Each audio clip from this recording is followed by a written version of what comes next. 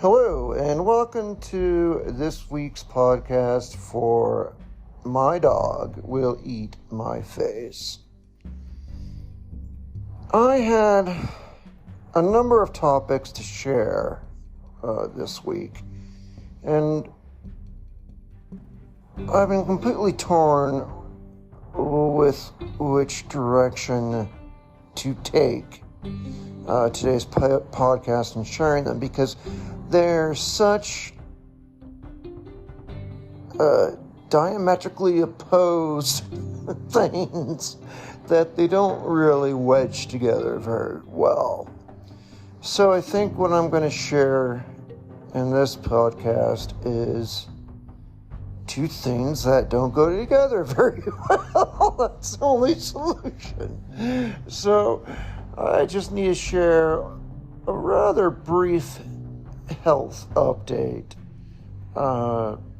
because unfortunately the last week has been very trying for me, to put it mildly. I've had things actually get still worse than the way they've been for a while. As I've said so eloquently to my hospice nurses, I think my honeymoon is over. I had a quick comeback of some sort, but I'm back to declining once more again. And I'll certainly share the details of that. But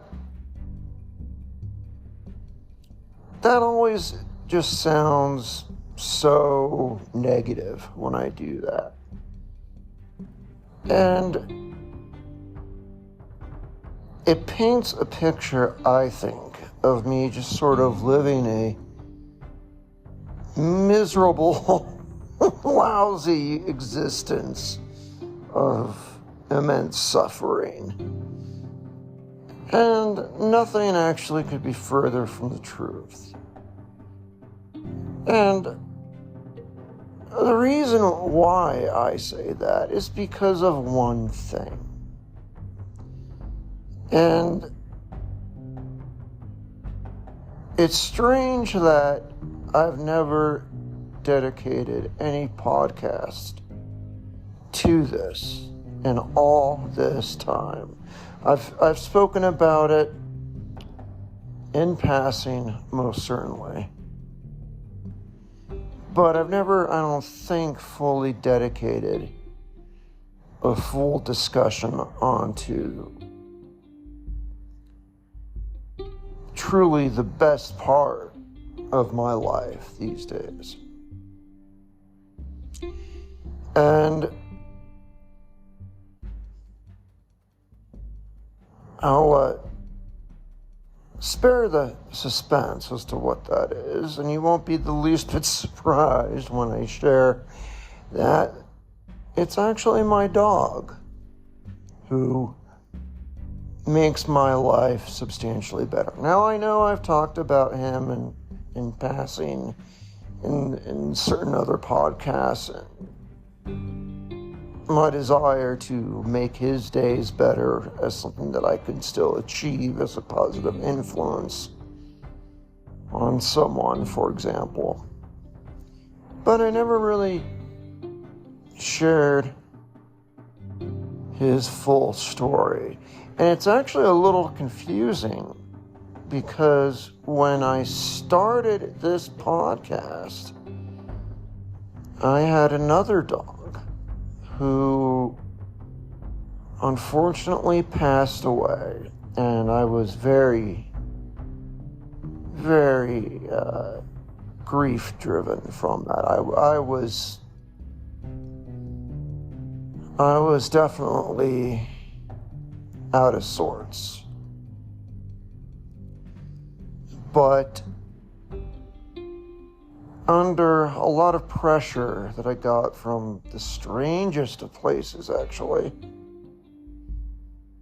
I made an effort to readopt a new dog. And I'm at a position now to where I can absolutely say that he is absolutely, how many times can I say absolutely? He is absolutely the best part of my life right now. And that was true for my old dog, and that's become true for my new dog. And so, even though the namesake, for example, of my podcast was referring to another individual, I did adopt again, and that relationship has really turned into something special as well. So I'm going to talk a little bit about that. Again, these are two very different topics that I could not necessarily find a way to mesh together. So, not being able to fit a square into a square peg into a circular hole or something, I am just gonna throw the pieces on the floor and let them lie where they lie and say, whatever. There it is. And that's how I'll do it. Which is actually very reflective of much of my life. Anyways, so yeah, stay with me and I'll talk about both those topics here today.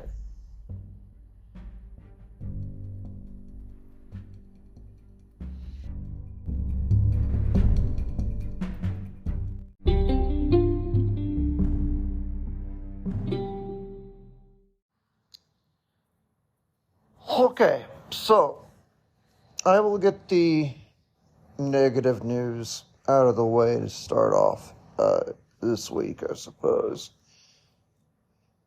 I am the rip the Band-Aid right off kind of guy, so that makes sense. Unfortunately, I've been fainting suddenly a lot more than I was previously. I know I went through a period of time where it was a serious problem. I think it's under the podcast title, something along the lines of Gravity is My Enemy or something like that.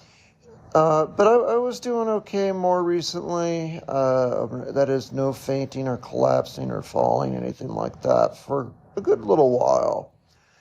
But as I already said, I think my honeymoon is over because that is now recurring as it used to. And unfortunately, I fainted when I was standing in the bathroom, which has real hard floors, of course, no carpeting or anything.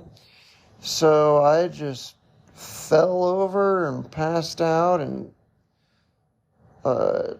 every part of my body that hit the ground with all my weight behind it got really bruised and was bleeding, actually. I was bleeding pretty bad from one of my elbows, which hit the floor pretty hard. And it was also really scuffed up. I hit my head a little bit and knocked even some drywall off that landed on me.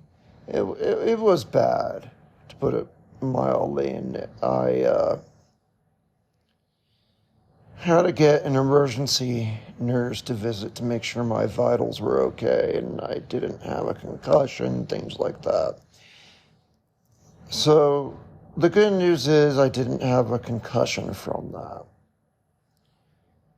But the bad news is that fainting continued throughout the last week, but thankfully it's always happened to occur while I was already sitting down.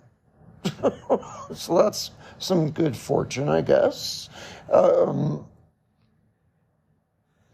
Yeah, so there was one fall that was dramatic, and I got pretty beaten up by it. The other fainting spells, though, were just that, and I was already in a chair, and I would just kind of like come to a little bit later, missing time, or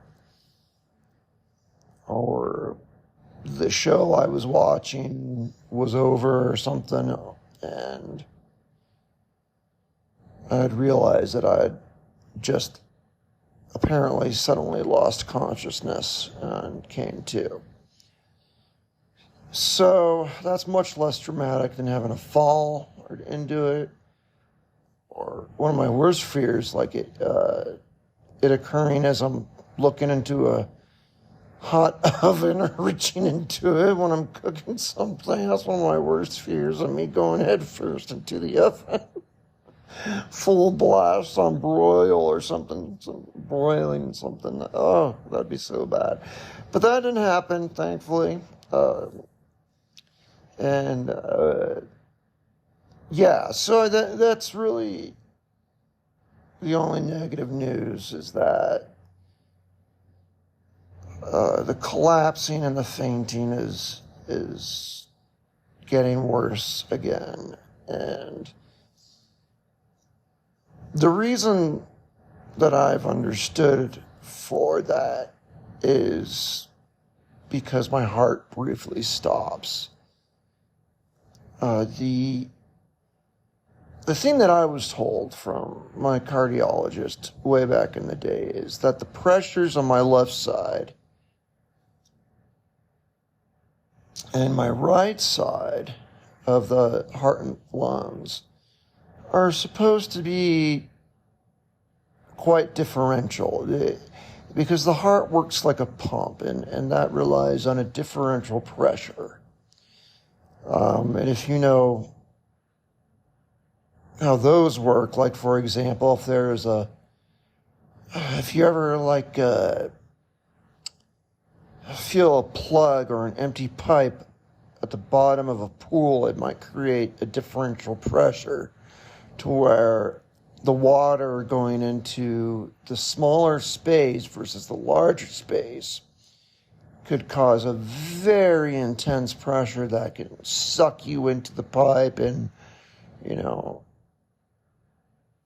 can do real damage, actually. There's been cases where divers dealing with this, and larger pipes, like, say, gas pipes that go into repair, get sucked into the pipe because of the differential pressure, and their bodies literally just get crushed and ripped apart as they fit their body into something that normally they would never fit in, because the pressure was so high. Anyway, so part of how the heart works normally in a healthy person is the right side pressure is relatively low, and the left side pressure is relatively high. It's nothing too dramatic as like a swimming pool pipe or something like that. But there is still a differential, and that's how the heart pumps. That's how it moves blood and oxygen around in your heart and lungs. But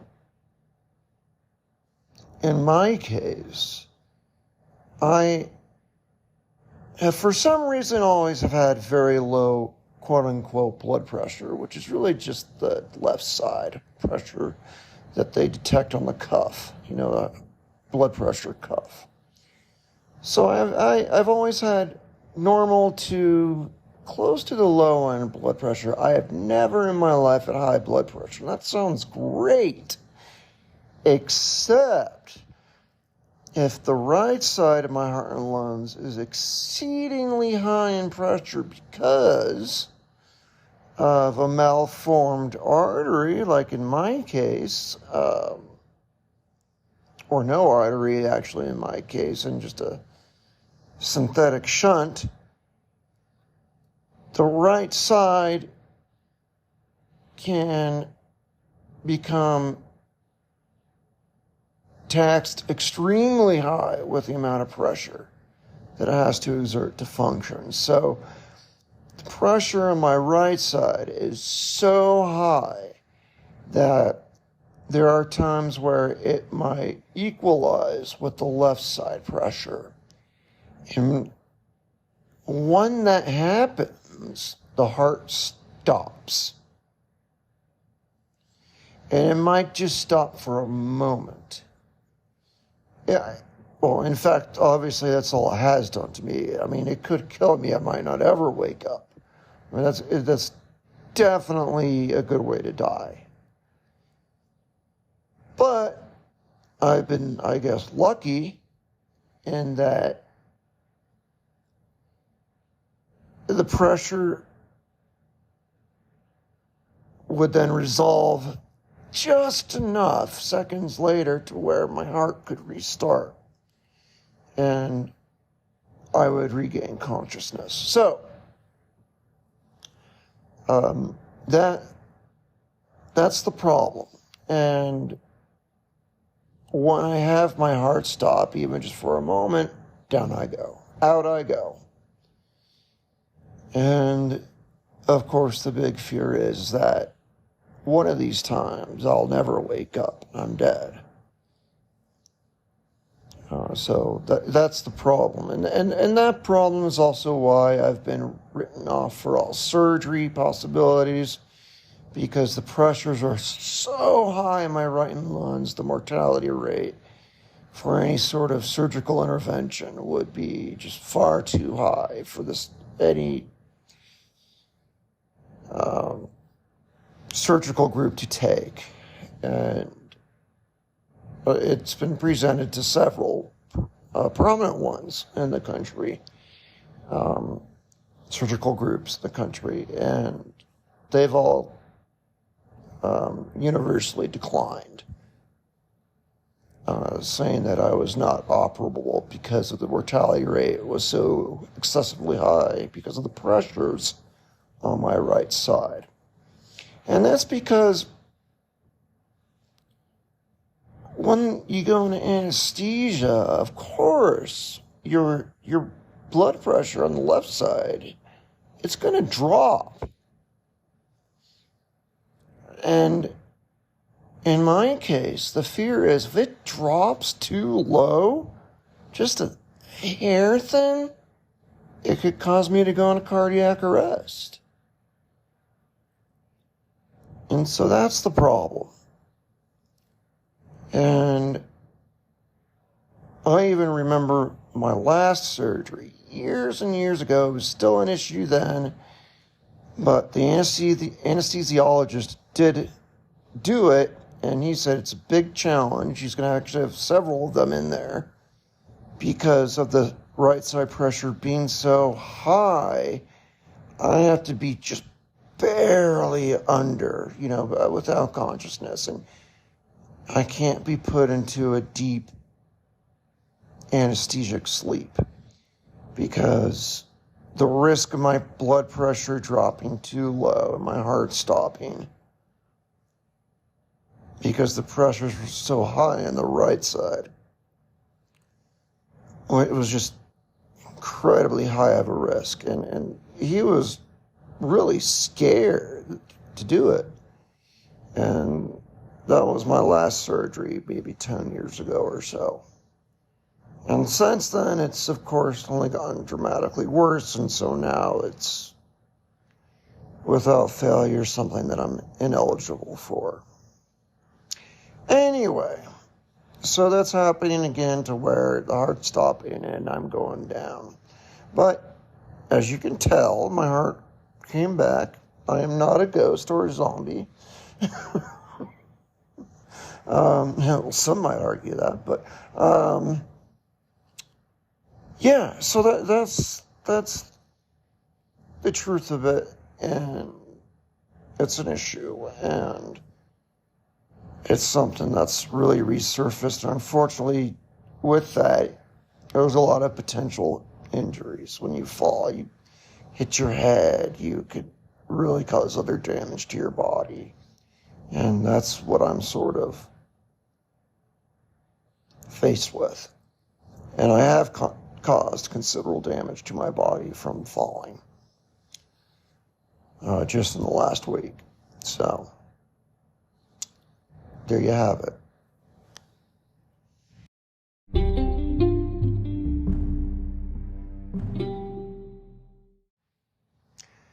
So, now I'm going to do an enormous left turn here and talk a little bit about the person who the name of my podcast is actually based upon. And you could say it's as I've already indicated, based on two. Because I've had two dogs in the time of me having this podcast and recording it. The first pooch, who I'll speak of now first, obviously, I had for most of my adult life, honestly. He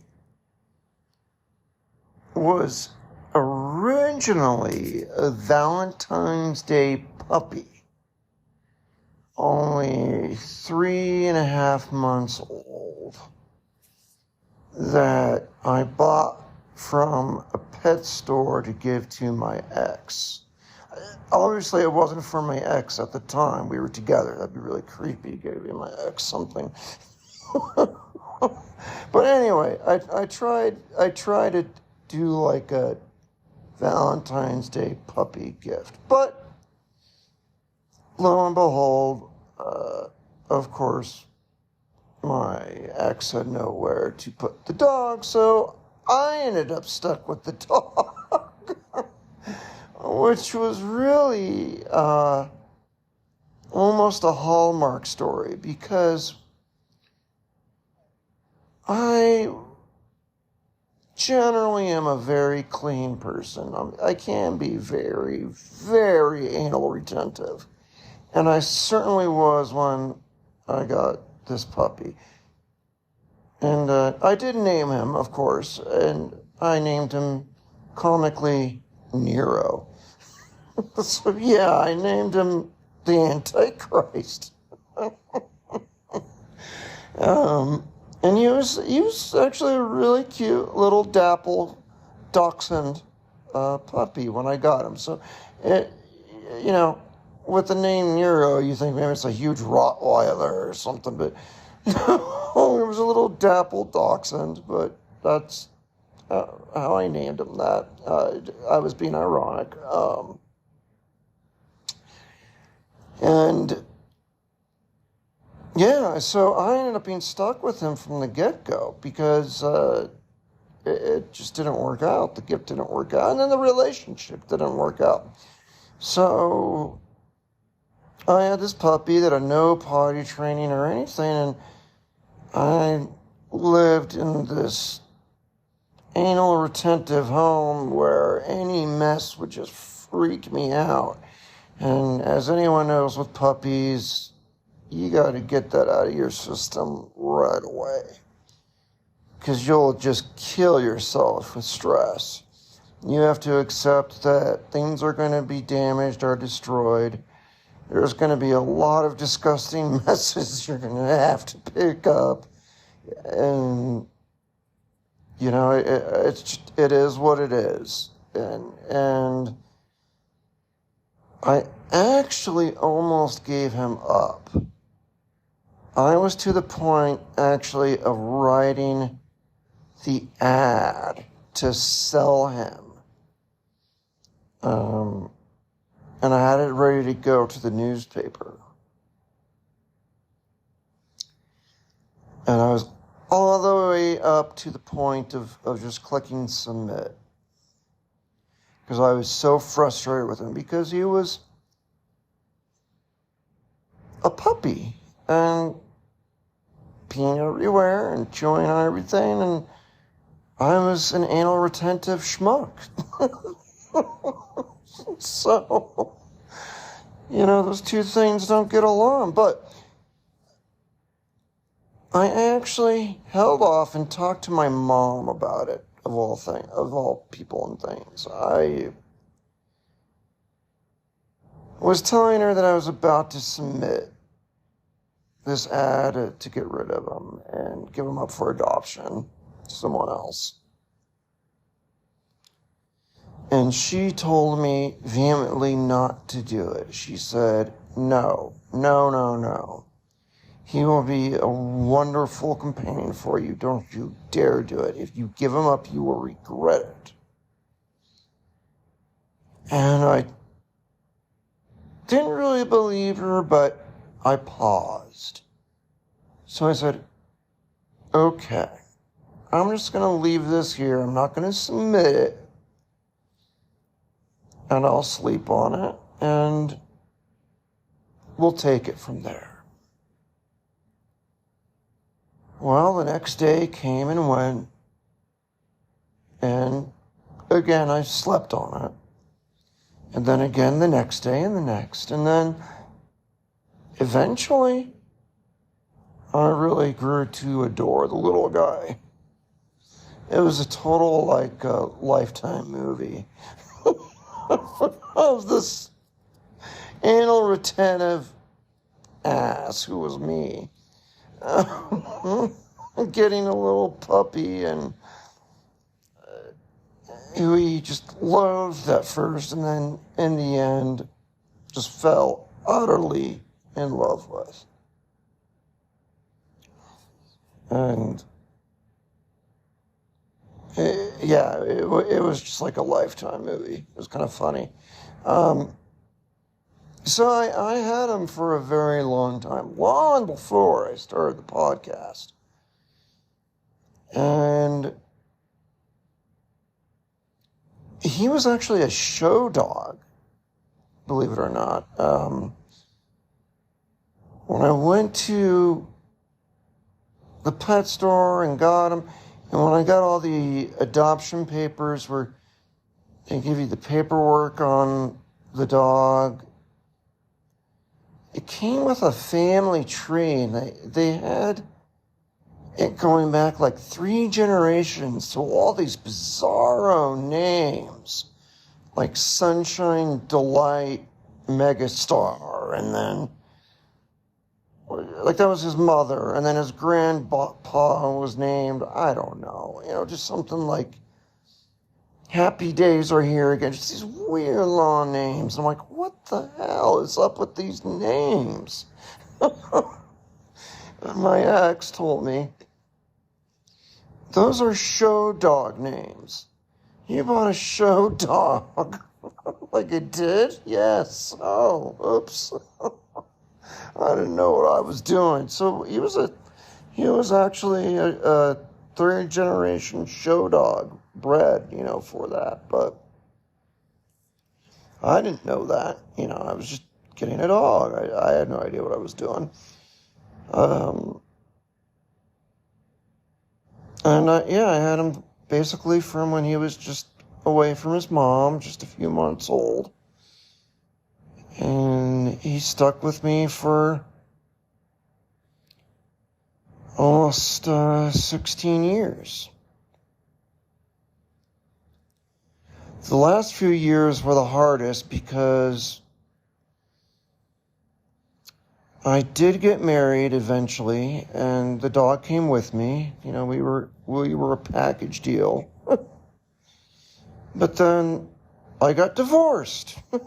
And I really didn't have the heart to take away my dog from this new ex of mine. A lot of exes, yeah. I really didn't. And we decided to actually share custody of the dog after the divorce. So the dog would be with me for 1 week, and then with my ex for another week, and then we would adjust it as needed because both of us were traveling for work, and you never knew what was going on, so we were always really agreeable with one another for the most part to share the custody. And in a way, it kind of worked out for me because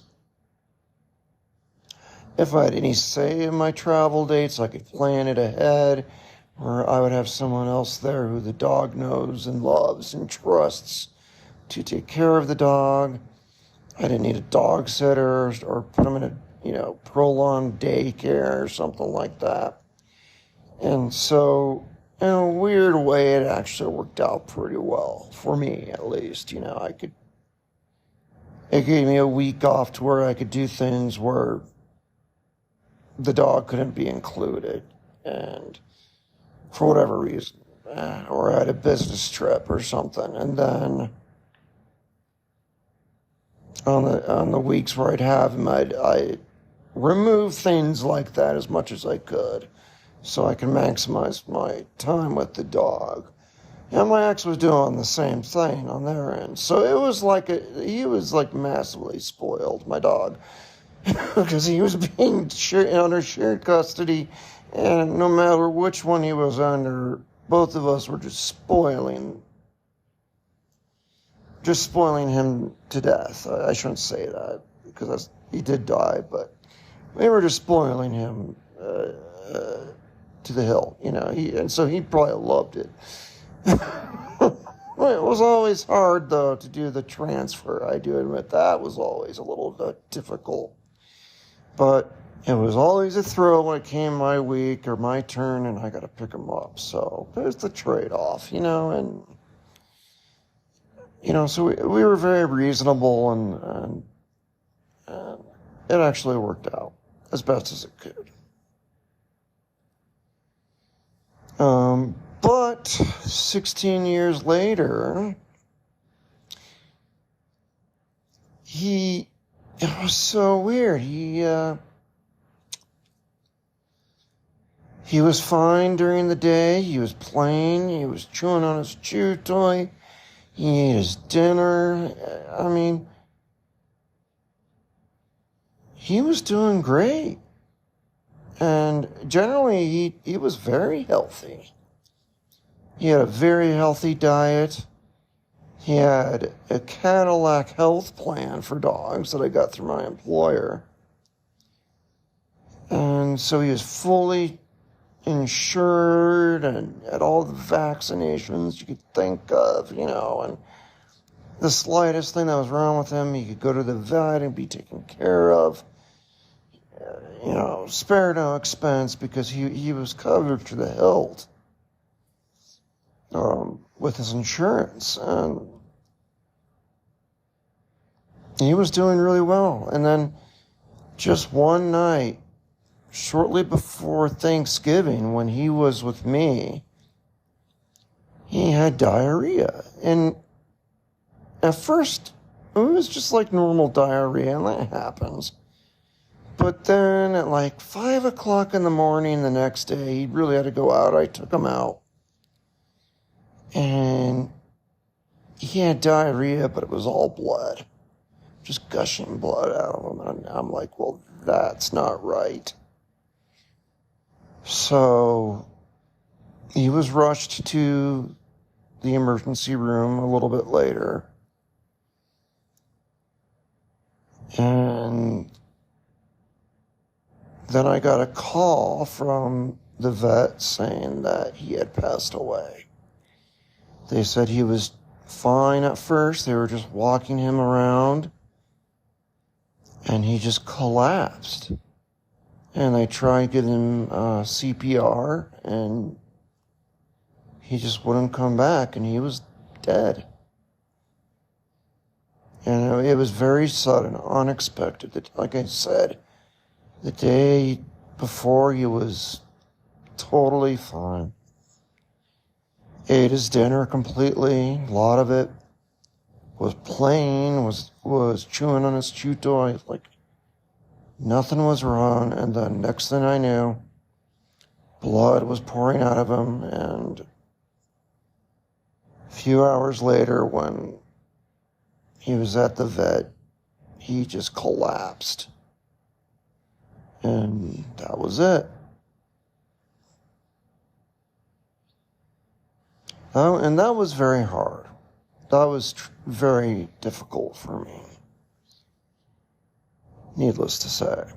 And in fact, it was part of a very difficult time because there were a series of events that all happened relatively very close to one another.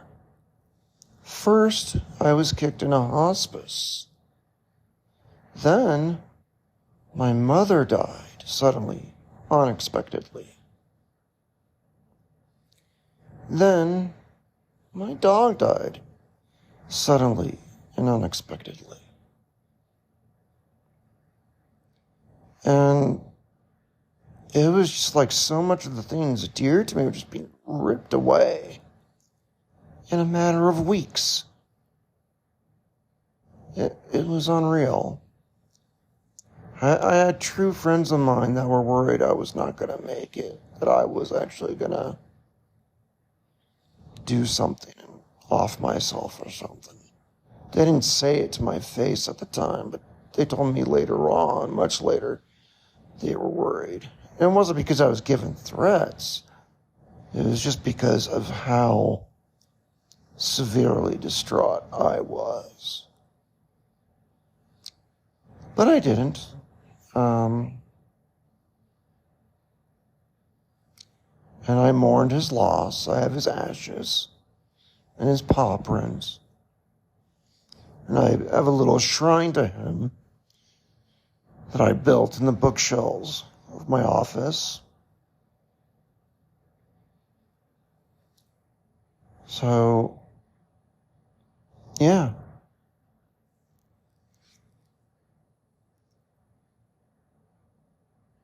At the time, I thought of changing the name of the podcast, but I kept it as it was because changing the name is just a pain in the butt once it's out there.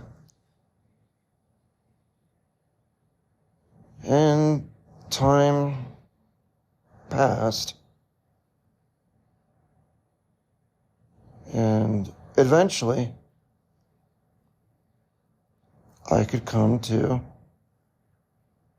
my second dog, who I'll now talk about.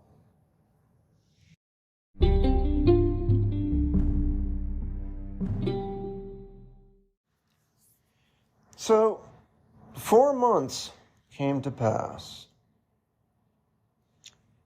And obviously through that time I was grieving the loss of Nero, my dog, for 16 years. It was a long relationship, so to speak.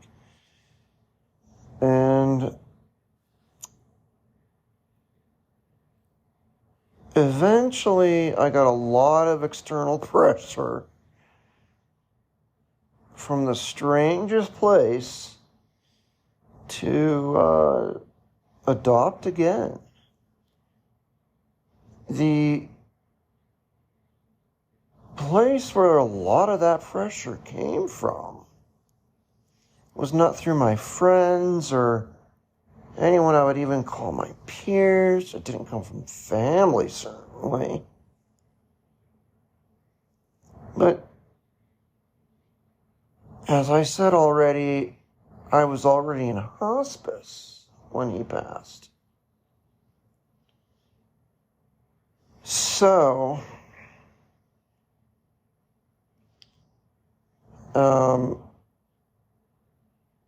the medication delivery girl for the hospice pharmacy came to know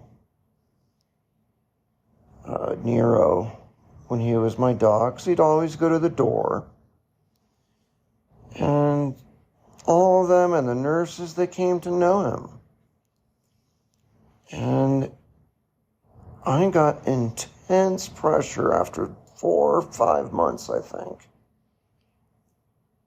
from my medication delivery people. And also, like one woman, and also her husband, who I've never met in my life. And they all teamed up together to try to find me another dog to adopt. And I know it sounds like, oh, they should stay in their place, it's none of their business. I mean, yeah, but they are now a part of my life. I came to know these people. They deliver me my medications every week, and their reasoning was the love that I showed to that dog was so amazing that they felt it would be wasted if I did not adopt again. They said, I need to adopt again because if I don't, I am just wasting away so much love that I have available to give to another dog and make them happy. And of course I pushed back saying, I'm in hospice, dude. I could be dead soon. I shouldn't be adopting a dog now. And they retorted, I don't care. That was their response. I don't care. The amount of love that you can give to a dog and the time you're here is worth it.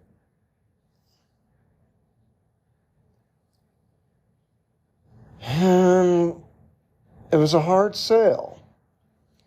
But I finally gave in a little bit and said, okay, but I don't know who to adopt. And they said, oh, don't worry. We'll do all the research for you and we'll email you the options and you can choose. And then they can come to you for the first meeting. And if you like them, you can think on it, or you can take them in for another meeting, a longer meeting if you want. I mean, if you want to try another dog that you want to see if you get along better with, yeah, we'll help you through all of that. I'm like, okay. So they started emailing me a lot of pictures of dogs. And I said, I don't think I want a brand new puppy again, but because house training is rough. I think that'd be a little too rough for me. So I would be saying, 2 to 3 years old, maybe even a year old, is probably my ideal adoption range. Not over 3, though. But not brand new puppy just away from his mom, because that's a lot of responsibility. And,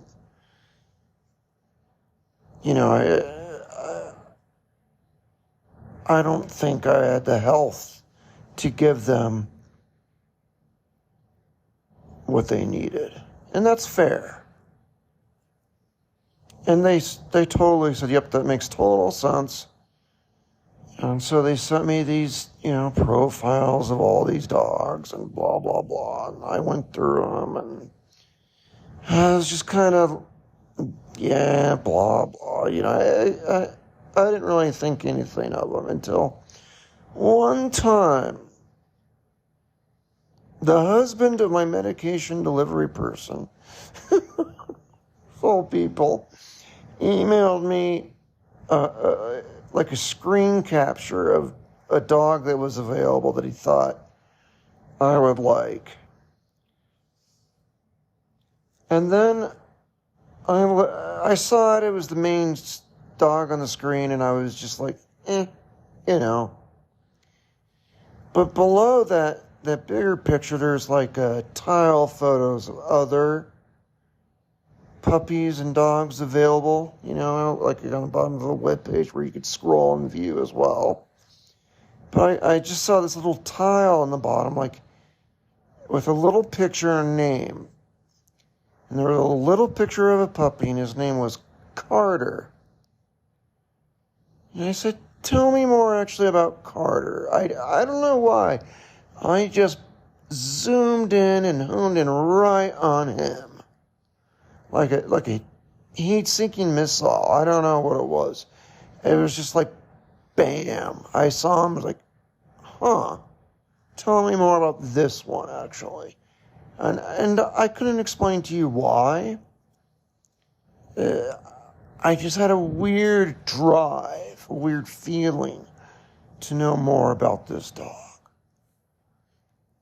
And so they did, and they told me, unfortunately, he's had a kind of a rough go of it. And they told me more. Well, as I said already, his name is Carter.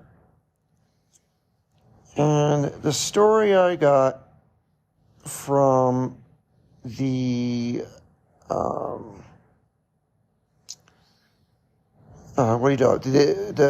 story from the foster care people, the foster adoption agency or whatever that was taking care of him, said that he was actually picked up from police custody. What happened was he was living in a double-wide trailer in some town in New Mexico. I think they said it was on a reservation too. He was on the res in a double-wide, and there was a police raid of this double-wide trailer, and they busted up basically the owner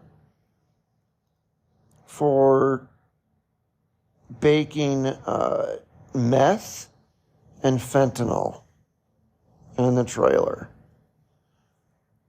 And when they did that, and they busted up the drug lab and they arrested all the people doing it, well, there was this little dog there, and obviously they had to do something, so they took him into police custody and didn't really know what to do with him. The dog's previous owner, or at the time you could say current owner, was not getting out of jail anytime soon. They were going to the big house because it was a big drug lab that was going on. They couldn't bail out, and they were going away for years. They're going for prison, 20, 30 years. So he needed a new home. So that's a pretty rough beginning. So I even got a picture of him behind bars in police custody. They put him in like a little crate, and it had these prison-like bars on it. And he looked scared and super thin, and it was so sad. But when I learned that about him, I'm like, I think I love him even more. And so I asked for a visit, a meet and greet, which they arranged, and they brought him over to me. And I actually had some dog toys that Nero had, but he never really played with them. So all of the toys that Nero really played with, he had tons of them. He had mountains of them. All the ones he played with on a regular basis, I put them basically away for,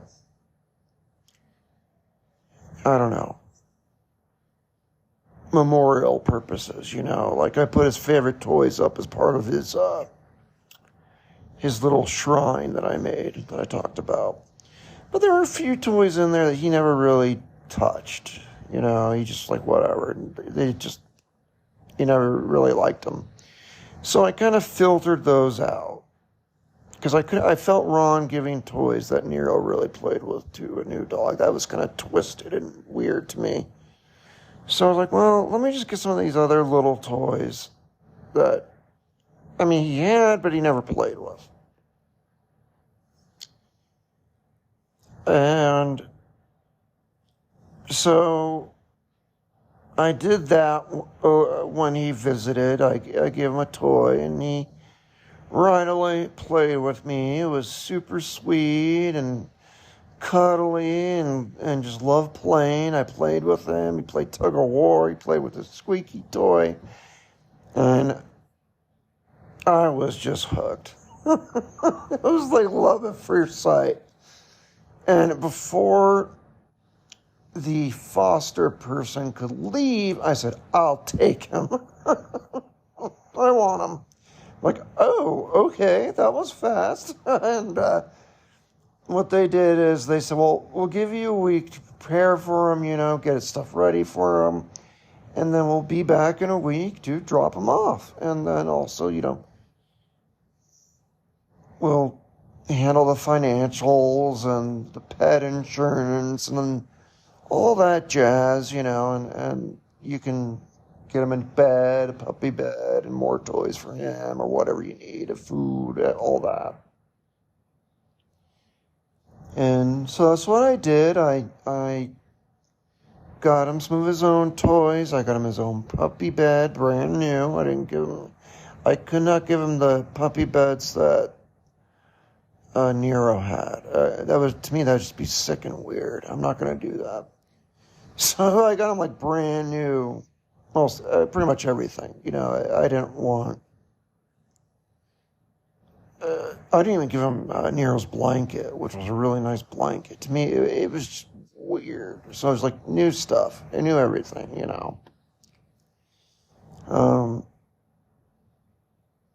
So that week was perfect for that. I could stock up on treats and food and, be ready. And he, as promised, came over, and it ever since has been fantastic. I'm absolutely at the point now where I could not imagine my life without Carter. Who, by the way, they said, oh, you can change his name if you want. I'm like, I am not going to do that. He has a sense of who he is already. He has a name. He's 2 years old. I'm not going to change his name and screw with his head like some, the color purple stuff or just some creepy thing, No, he has a name already, so I kept his name as is. I firmly believe that dogs have a sense of self. They're sentient animals, and I'm not going to screw with his head like that. So that just seemed weird. So I'm like, oh, he has a name already. When I got Nero, he had no name. He was just away from his mom. When I got Carter, he was 2.5. He had a name. To me, that's fine. He's got a name. But, we became very close. In foster care, he had to sleep in a crate. He was crated and all that. And I was like, oh no, we're not doing that. He, ever since, sleeps in bed with me. And I'm with him 24/7 because I am on disability. So at first they were a little worried, like he's got a lot of energy because he's just a young dog. He likes to play. Do you have enough energy to handle that? I'm like, yeah. And the positive thing is I can be with him 24/7, and I am. Ever since, everywhere I go, pretty much, he's there. He follows me around the house. He goes with me when I do little errands. He sticks his head in the shower when I'm taking a shower and just makes sure I'm still there behind the curtain. And so, I can't remember the last time I went to the bathroom by myself, basically. It's been years now since I've used the restroom alone. Because he just pretty much goes everywhere I go.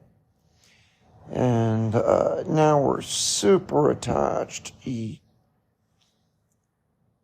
cuddles with me every night. He's super sweet. He's incredibly intelligent. Seriously, he is just... unreal with his intelligence level. He knows more English than a lot of humans know English. I can say some complex things to him and he gets it. It blows my mind. He listens so intently, too, when I speak to him. He looks intensely at me with his ears up, listening to exactly what I'm saying. And he gets it. He understands what I'm saying. It's just unreal. He's got stairs going up to the bed so he doesn't have to jump up.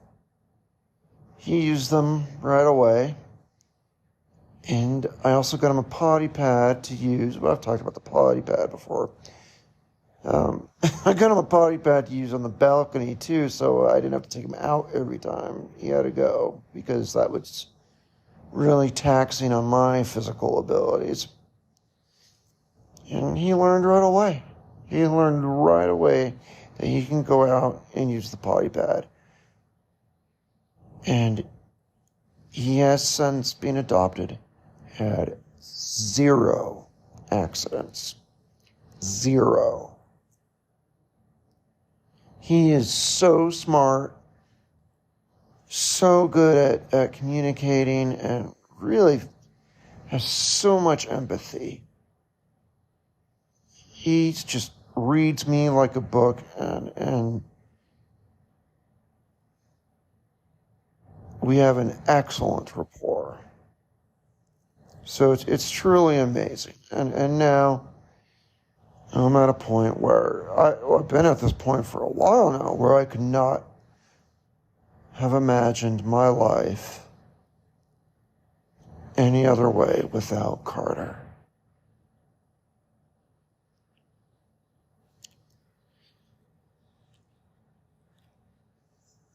Despite all the medical issues that I have and passing out and everything bad, having him around always gives me joy.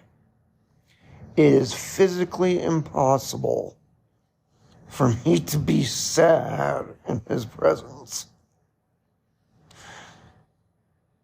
And that says a lot. You know, they do say to people, animals do bring a lot of joy to people, and there is a such thing as animal therapy, that people take their animals and to people that are in rehab, people that are chronically ill or mortally ill.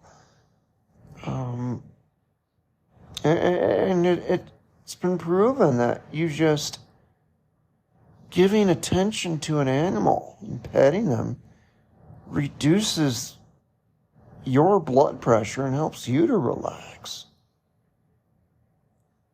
You know, there's a direct benefit from that. And they've got the same dopamine receptors we have in our brain, and we get the same stimulation that they get. So it's really amazing how close humans and dogs are to one another. There's no other two species that are like that. I mean, you could even say horses maybe a little bit, but I don't know of anyone taking their horse into their bed at night. I mean, oh God, that sounds terrible. Anyway, you know what I mean. But, I mean, I don't think there's too many other species on Earth, except for humans and dogs, that have actually just evolved with each other and benefited for each other the way humans and dogs have. And the benefit they give to a person's mental health and physical health is absolutely incredible. He gives me exercise that I need to do as little or as much as I can do, at least to keep my heart going. He gives me love and cuddles if I need it. And it is absolutely a mutually beneficial relationship. And one more thing I'll say about Carter is the day he was picked up in that trailer in a police raid was the same day Nero passed away.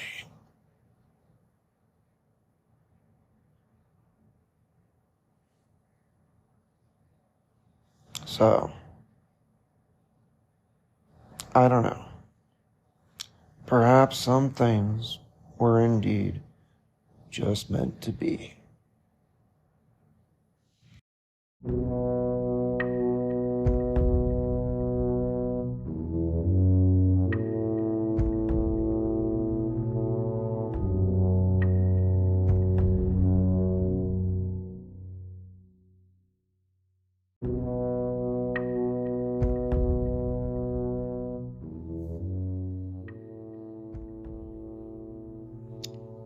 Well, with that little love fest being shared with everyone, my love for my 2 dogs in my life that I've had other dogs, I should say, when I was a child, of course. I always grew up with dogs. I'm just talking about the dogs I myself owned, not the family dog that we had when I was a kid. Anyway, now that I've shared that, I can at least say I finally talked about in depth about the very dog who will eat my face. Which, of course, is a tongue-in-cheek, horribly morbid joke in and of itself, and I hope everyone understands that. There's so many news stories out there, people dying in their sleep. The first thing their animals do, their cats or their dogs, is they eat their owner's face. I know, it's gross, but that's why I named it for my podcast. I know, I'm weird. I had to choose a very morbid name. But at least now you all know that I do have a genuine love for these 2 pooches, and they've been wonderful for me, and they are, well, Carter is now wonderful for me, and I'd have it no other way. And maybe for some of you out there who are dealing with hardships of your own, emotional, physical, whatever it might be, if you haven't already, consider trying animal therapy. It's something that really helps. They do it for people in rehab, like they have equine therapy, which is like horses, they would take you out to ride horses and stuff. Other people sometimes adopt cats or dogs, or they volunteer at shelters, no-kill shelters, to help the animals.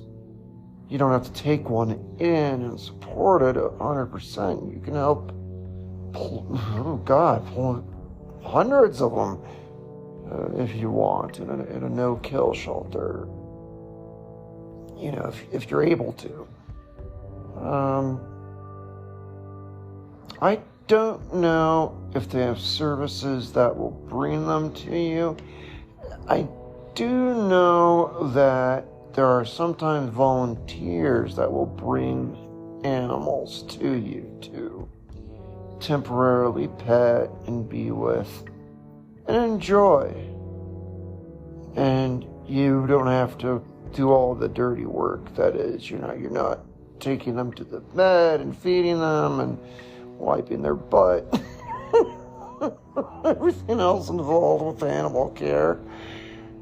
I know there are some volunteer groups like that out there.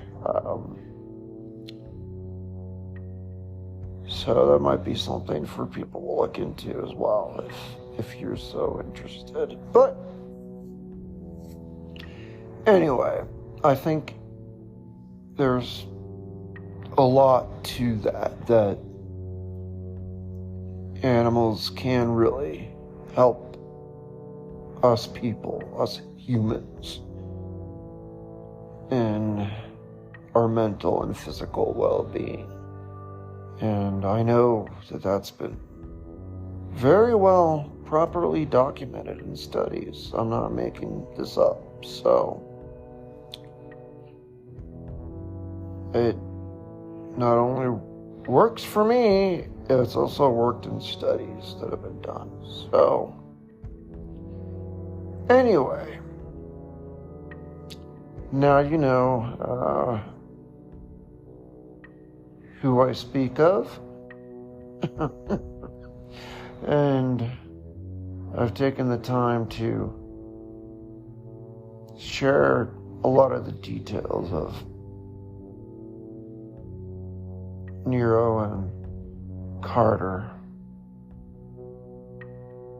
who have been very wonderful companions, both of them, truly, in my life. And I would not trade them for anything. Nothing.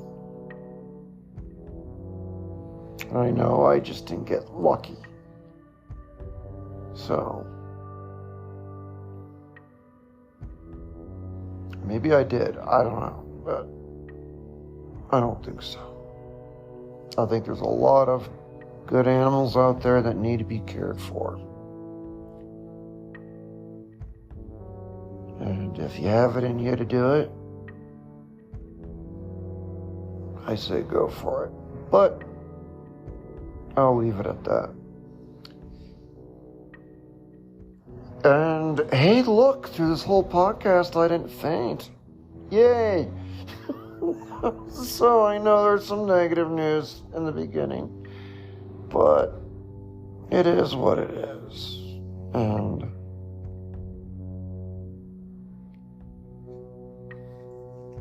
I will just have to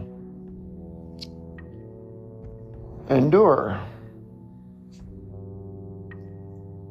somehow and make it through that.